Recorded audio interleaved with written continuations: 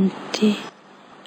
आज सद्गुरुवार के दिन आप सबकी याद प्यार लेके जैसे मैं वतन में पहुंची, वतन में पहुंचते ही क्या देखती हूँ कि वतन में बहुत से भाई बहनें पहले से ही बाबा के सामने बैठे हुए थे और मैं जाकर के बाबा की एक साइड में खड़ी हो गई और बाबा हर एक बच्चे को दृष्टि भी दे रहे थे, दृष्टि से निहाल भी कर रहे थे और हर एक का स्वरूप बहुत सुंदर दिखाई दे रहा था।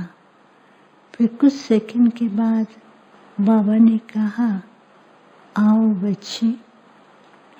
बाबा ने पूछा कि और कौन साथ में आया है। मैंने कहा कि बाबा ये तो सब पहले ही पहुंचे हुए हैं, तो साथ में तो मैं तो केवल सबकी याद प्यार लाई हूँ। तो इतने में क्या देखा कि बहुत सारे जो भोग ऑफर करने वाले, एक तो भोग ऑफर करने वाले और सभी सेवा केंद्र से बहनें जो आज के दिन प्यारे बाबा को भोग स्वीकार कराते हैं, तो बाबा ने सबको वहाँ पर इमर्ज किया हुआ था और इतना बड़ा ग्रुप था, इतना बड़ा ग्रुप था। तो मैंने कहा कि बाबा आज ये इतने सबको आपने निमंत्रण देके बुलाया है। बाबा ने कहा, बाप ने निमंत्रण नहीं दिया है, बच्चों ने शुभ संकल्पों से बाबा को कहा कि हमें भी अपने पास वतन में बुलाओ, क्योंकि अभी किन्हीं कारणों से बहनें या भाई जब भोग ऑफर करते हैं तो उन्हें लगता है कि हम अकेले ही बाबा को भोग स्वीकार करा रहे हैं। तो बाबा ने कहा, अकेले नहीं, बाप को, एडवांस पार्टी को और सभी ब्राह्मणों को जो भोग स्वीकार कराते हैं, ये बाबा के संगम युग के और ब्राह्मणों की जो रस्म रिवाज है, कुछ भी हो जाए वे सब एक साथ हैं और एक साथ ही बाप के सामने हैं। तो बहुत से भाई बहनें दिखाई दे रहे थे, वो अलग अलग सेक्शन में बैठे हुए थे। तो बाबा ने कहा, आज बाप ने सारे ब्राह्मण परिवार को, चाहे वो भारत के हैं चाहे वो विदेश के हैं, सबको वतन में इमर्ज किया है और बाप सब बच्चों के शुभ संकल्पों को भी देख रहे हैं और बाप आज वतन में ही बच्चों के साथ भोग मिलन और भोग स्वीकार कर रहे हैं। तो वो दृश्य तो इतना सुंदर लग रहा था, जहाँ पर सभी भाई बहनें हों, एक भी मिस ना हो तो कितना सुंदर होगा। और वतन में बहुत सुंदर सजा हुआ दिखाई दे रहा था। कैसे सजा हुआ था? सफेद लाइट से फरिश्तों की तरह से बहुत बड़ा हॉल बना हुआ था और वो इतना बड़ा था, इतना बड़ा था कि जितने भी आते जाएं उसमें समाते जाएं। तो बाबा ने कहा, वतन में कोई सीमा नहीं है, वतन में हर एक को आने का अधिकार है। बाप के सामने जब चाहे पहुंच जाए और जितने भी आए वो बाप के सामने हैं और बाप उन बच्चों को स्वीकार तो क्या, उनके शुभ भावनाएं जो हैं वो बाप के पास पहुंची हैं। तो फिर क्या किया बाबा ने, खुद ही भोग का कवर उठा करके, खुद ही भोग लेकर के सब बच्चों के पास, ऐसे जैसे आज बाप वतन में ही सबको भोग स्वीकार करा रहे थे। नहीं तो बच्चों को ये होता है हम सेंटर पर जाएं, जाकर के भोग लेकर के आए। तो बाबा ने कहा कि आज बाप जो है बच्चों को पहले खुद भोग स्वीकार करा रहे हैं। मैंने कहा कि बाबा, बच्चे कहेंगे पहले बाबा को क्यों नहीं स्वीकार कराया। बाबा ने कहा मालूम है कि बच्चों ने संकल्प किया और बाप के पास पहुंच गया, तो बाप तो पहले स्वीकार कर ही लेते हैं, लेकिन आज बाप अपने हाथ से बच्चों को भोग स्वीकार करा रहे। तो उस समय बाबा ने इसे हाथ में लिया और सबके पास एक बहुत सुंदर ट्रे के भी, बहुत सुंदर ट्रे कहीं बड़ी नहीं छोटी सी थी और वो डेकोरेटेड थी और उसमें इतना सुंदर चमक दिखाई दे रही थी। और जबकि सबके पास पहुंचा तो सब के सब ऐसी खुशी में और उनके आंखों में स्नेह के मोती दिखाई दे रहे थे। फिर उसके बाद बाबा ने कहा बच्चे कितनी लगन से पुरुषार्थ कर रहे हैं। फिर बाबा ने क्या दिखाया कि बहुत से बच्चे बैठे हैं और बच्चों के भिन्न भिन्न स्वरूप दिखाई दे रहे थे। कभी कुछ रूप दिखाई देता है, कभी कुछ रूप, कभी फरिश्ता दिखाई दे रहे हैं, कभी एकदम ऐसे साधारण स्वरूप में दिखाई दे रहे हैं, कभी गहन योगी तपस्वी दिखाई दे रहे थे। तो अलग अलग रूप दिखाई दे रहे थे। तो बाबा ने कहा देखा बच्चे ये सब क्या कर रहे हैं। मैंने कहा बाबा इनके तो अलग अलग रूप दिखाई दे रहे हैं। बाबा ने कहा यही बाप बच्चों को बताना चाहते। बच्चे पुरुषार्थ भी अच्छा करते हैं, फिर बाबा से पूछते रहते हैं कि पुरुषार्थ कर रहे हैं, हमारा पुरुषार्थ कैसा है। तो बाबा ने कहा पुरुषार्थ का अर्थ यही है कि प्राप्ति और उसी पुरुषार्थ का स्वरूप और उसी पुरुषार्थ की झलक और फलक दिखाई दे। बच्चे क्या करते हैं, कभी फरिश्ता बन जाते हैं, कभी बिल्कुल ढीले ढाले हो जाते हैं, कभी बाप से यही प्रार्थना करते हैं या बाप को बार बार कहते हैं बाबा मेरा पुरुषार्थ ढीला है। तो बाबा ने कहा बच्चों को अभी समय अनुसार पुरुषार्थ के अंदर ऐसा परिवर्तन लाना है जो उनको देखते ही दूसरे को अनुभूति हो। तो बाबा ने कहा पुरुषार्थ में परिवर्तन ऐसा हो जो खुद को भी महसूस हो कि कुछ नई अनुभूति हो रही है और जो दूसरा कोई भी सामने आए उसको भी अनुभूति और प्राप्ति हो। नहीं तो बच्चे अभी पुरुषार्थ के विभिन्न स्वरूपों के लिए चक्कर लगाते रहते हैं और चक्कर लगाते लगाते ओरिजिनल स्वरूप को भूल जाते हैं। तो बाबा ने कहा बच्चों को भी ध्यान देना है कि बाहरी पुरुषार्थ का अभी समय गया, अभी है आंतरिक शक्तिशाली स्वरूप बनने का और वो आंतरिक शक्तिशाली स्वरूप ही खुद के अंदर परिवर्तन दिखाएगा।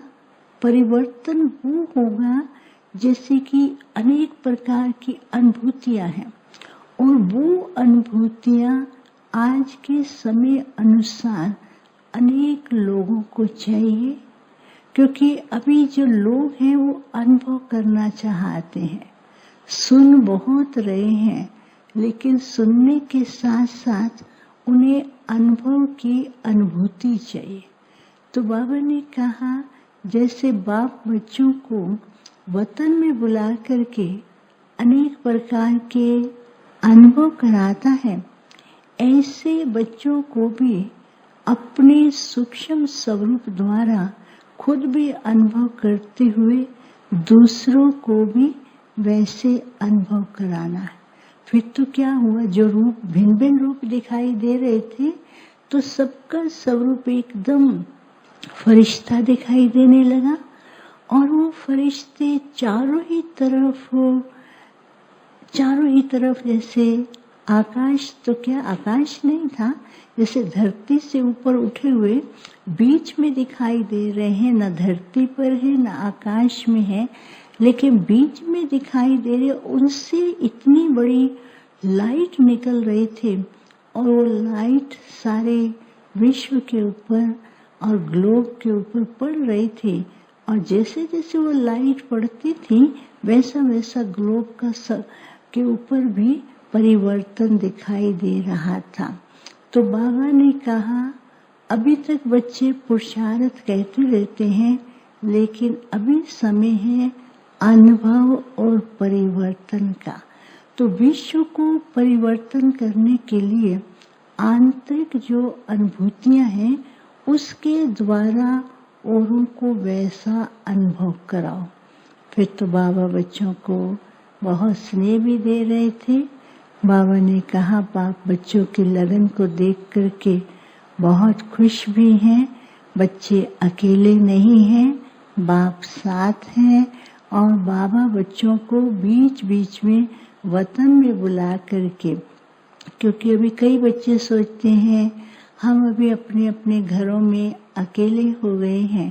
बाबा ने कहा अकेले नहीं हैं, वतन में बाबा बुलाते हैं, और वतन में बुला करके बाप बच्चों को हर तरह से भरपूर करते हैं और वही अनुभव कराते हैं।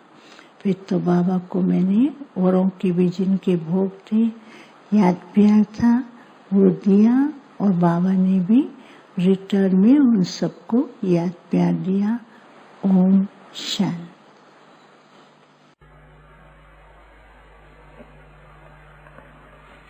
बाबा के पास वतन में भोग लेकर के पहुंची। बाबा को कई बाबा के बच्चों की विशेष आज प्रकाश भाई की माता जी के निमित्त भोग लेकर के गई, तो सभी की याद भी दी। बाबा को याद देने के साथ बाबा बड़ी मीठी दृष्टि से मुस्कुराते हुए कहते हैं, बच्ची बाबा के पास अभी पहले से भी जास्ती बच्चों की याद बाप के पास पहुंचती रहती है। सिर्फ बाबा के बच्चे ही नहीं, सारी विश्व की आत्माएं कोई ना कोई रूप से दुखी है, अशांत है, बीमार है। वह विशेष रूप से बाप के रूप में, भगवान के रूप में, दया के सागर के रूप में याद कर रही हैं। इतना कहते हुए बाबा ने एक छोटा सा ही दृश्य दिखाया। बाबा ने दिखाया कि दुनिया में कोई मंदिर होता है और मंदिर में भी सबसे पहले सफाई करते हैं, धुलाई करते हैं, अगरबत्ती जलाते हैं,